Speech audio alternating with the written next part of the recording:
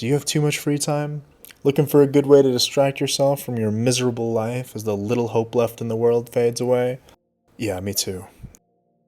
That might explain why I've been addicted to Factorio. Well, and it's also just a really addicting game. Factorio for me always seemed a little bit intimidating from the outside looking in, but the foundation's actually very simple, and therefore really easy to get into. You crash land on an alien planet, and you need to survive and build a rocket to leave said planet, using some basic resources to do so, all while defending yourself from the angry Karen bugs that don't like you dumping CO2 into the atmosphere and burning down forests to expand your factory. Again, the premise is very simple, but things quickly become very complicated. You can craft almost any item in the game in your inventory, but building the rocket would take thousands of hours of just crafting items, so we need to build a factory with assemblers to make components for us. The tutorial gives you some basic examples of factories, like smelting iron into iron plates and using those to make firearm ammo, but this just scratches the surface. Let's say, for example, we want to make an advanced circuit, which is a component used in countless recipes. An advanced circuit requires 2 basic circuits, 2 plastic, and 4 copper wires. Basic circuits require more copper wires, which are made with, you guessed it, copper, and an iron plate. Then you also need plastics, which you get from refining oil into petroleum gas, and crafting that with coal to make plastics. And advanced circuits are a relatively basic component that, as I said before, it's used in a lot of recipes. So you need a lot of them. So we need an advanced circuit factory for various things, and for that we need a larger green circuit factory and the logistics to bring in sufficient copper, plastics, and green circuits to meet our desired production. I think you can see where this is going. Building the rocket requires a lot of very late game components, and unlocking the late game components and processes requires research, which I think Factorio does better than any game I've ever played.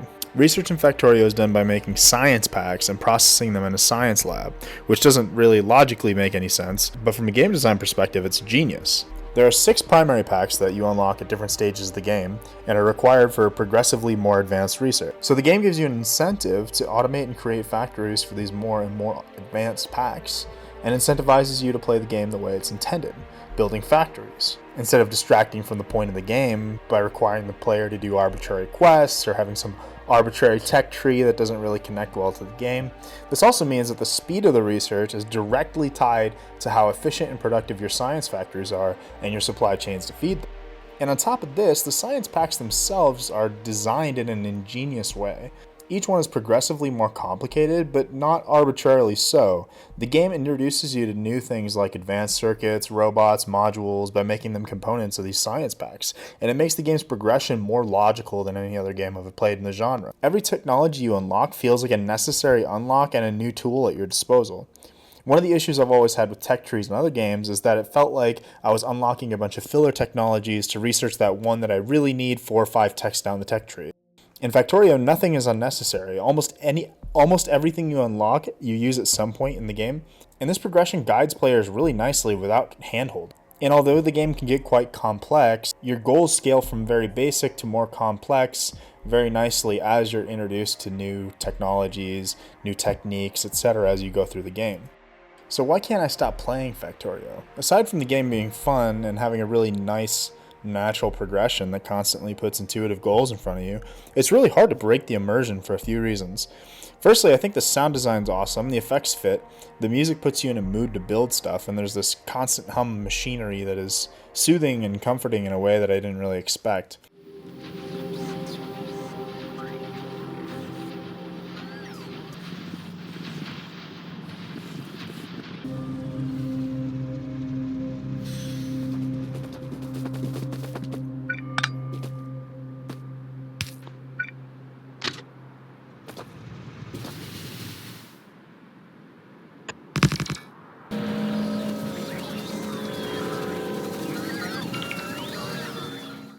The sound is great, but I think the biggest contributor to why it's so immersive is that there's nothing to break your immersion. Everything works exactly the way it should. Playing the game feels so smooth, especially if you spend a few minutes reading into the controls menu a bit deeper or watching a 10-minute Factorio quick tips video. For example, Q by default is a pipette tool that allows you to select any building that's on the ground, Control C, X, V, and Z work just as you expect them to, and integrates well with using robots. Honestly, if you've ever done any programming, the game feels like it was designed like an IDE. All the controls and shortcuts make so much sense, and everything works the way you think it would, so there's no weird moments that break your immersion, because everything just works and flows so nicely. Like, if you ever thought about when you play like that city builder, like SimCity 4 or something, and that road just won't go right where you want it to, or in Roller Coaster Tycoon and you couldn't quite get your queue line to go exactly where you want to. Everything just flows really nice in Factorio, and there's no frustrating moments like that. Another example would be with dragging belts. You can drag out a line of belt, press the R key, and drag your mouse in a new direction to bend the line of belts, instead of placing a line, rotating a belt until it's in the right direction, and then placing a new line. Once you try it, it's so seamless, and the game, because of that, like I said, never really gets frustrating. There are challenges in the game, but the game being so smooth to play lets you focus on the goals that the progression system puts in front of you, and all these challenges in the game have logical solutions. Almost everything can be calculated, and there's no frustrating mechanics that distract you from your goals. So I finally built my purple science factory, but I'm running out of steel, so I need more steel furnaces. But my iron ore patch is running out, so I need to build an outpost to get more iron ore. But to do that, I need more power, and for more power, I need more fuel, etc., etc. And you get caught in this loop for hours wondering why the sun is coming up at 11 p.m. Be like, oh shit, it's 6 a.m. Yeah, my girlfriend's gonna be pissed. It's really super addicting for this reason. There's constantly something to do, and there's no frustrating mechanics that make it feel like work. The primary complaint I have about this game is that despite spending hundreds of hours in it, I feel like there isn't enough content and I want more. The devs are incredibly supportive of modding, and there are mods that add content, but in the vanilla game, after playing as much as I have, I feel like the end game gets a little bit boring after launching the first rocket, because that science-based progression system I discussed earlier is gone. Later this year, there's supposed to be a large DLC expansion that I'm super hyped about, and since the devs have a history of under-promising and over-delivering, I'm even more hyped about it. But for now, for me, the game doesn't have a ton of replayability, but to be fair, that's after 300 hours of playing. So I've definitely got my money's worth, and maybe I'm nitpicking a little bit, but it's just such a great game and I just want more of it. I think the replayability of this game stems from wanting to try new methods of things, like let's try to build a nuclear reactor or mess with beacons and modules more. It works enough to have me play through a few times, but again, this is player driven, and I'm really looking forward to see what the expansion brings. Late game is where you unlock a bunch of new tools like robots, and the game really starts to get interesting, but then shortly after that you beat the game, and I think it's kind of a shame. I wish there was more to explore. Obviously, this is a really good problem to have because the game is great and I just want more of it. I personally think that the aesthetic of the game is really nice. All the models have a really nice attention to detail, and the environment is dynamic. Trees and water change color with pollution, and killed biters' remains slowly decay over time. I never played the game in early access with the old models, so I can't really comment on them, but the game as it is feels both aesthetically pleasing and simultaneously functional, which a lot of games really fail at, and they usually fall short in one of those. When you get into the game, it's really easy to understand what's going on, but yet it's still very immersive. The aesthetic is visually pleasing, but you can still tell what's going on when you learn what certain indicators mean. It makes playing a really nice experience. There's enough information on the screen to let you know what's going on, but it's visually pleasing. It doesn't look like you're looking at a spreadsheet. I said in the title of this video that I don't really think this game is for everyone. Clearly, I have very few bad things to say about it, so why would I say that?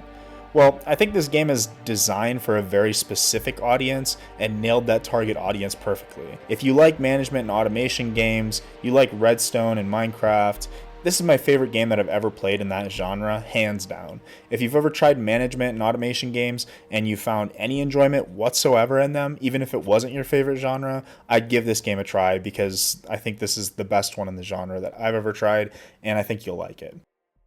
However, one thing to consider, maybe one of these issues that Factorio solved is exactly why you couldn't get into management and automation games in the past. So maybe give it a try. There's a free trial available on the website, which I'll link in the description, so you can try it for free. If this isn't your genre, like I said, I'm not sure if you'd enjoy this game because it feels to me like it's specifically designed for this audience that likes management and automation games and just hit it out of the park.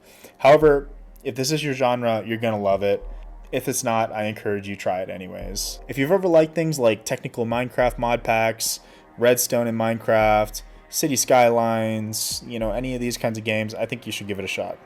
10 out of 10 Ranarr weeds. Wow. Can't recommend this game enough, but do keep in mind it is designed for a very targeted audience. For $30, it's 100% worth it in my opinion, and stop waiting for it to go on sale. The devs have explicitly said that it's not going on sale, so just buy it. Especially if this is your genre of games, 100% go and buy it. Hopefully sooner than later I can make a review for the upcoming expansion. I'm really looking forward to playing it, and it's supposed to come out sometime this year, but there hasn't been a release date yet. Regardless, I'm really looking forward to it. And if you'd like to see that and or more content from me, consider subscribing. Thanks for watching.